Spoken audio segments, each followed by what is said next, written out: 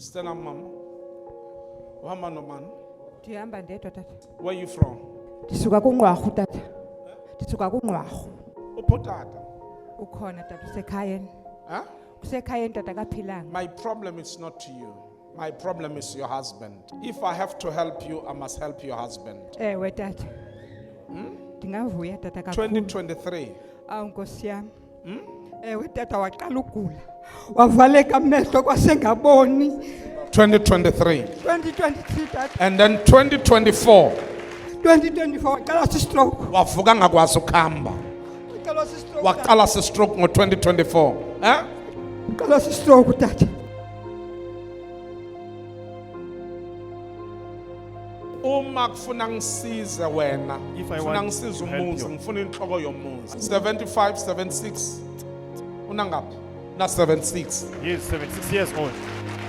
Amba uye ngapha mama.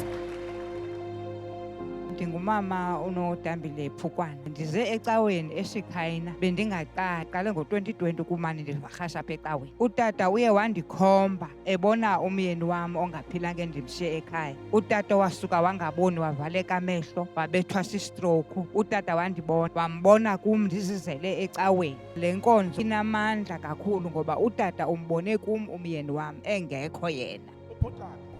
Ukhona tata usekhayeni. Huh? Usekhayeni tata kaphilanga. My problem is not to you. My problem is your husband. If I have to help you, I must help your husband. Ewe tata. Ndingavuya tata kakhulu. 2023. Awu Nkosi yami. Ewe tata waqala ugula. Wavaleka amehlo kwasengaboni.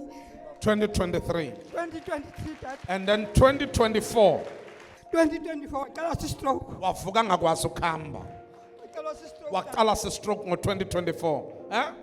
Waqala si-stroke tata. Uma kufuna ngisize wena, If I kufuna want ngisize to help umuzi, you. ngifuna inhloko yomuzi. Ndiyacebisa kubantu abangekafiki kule nkonzo kaTata uMuhlali. Mababe nethemba bakholwe okokubana yonke into apha iyakwazi ukwenzeka. Ube nethemba, ube nokholo konke kuza kwenzeka apha kule nkonzo yaseShikhayina Ministry.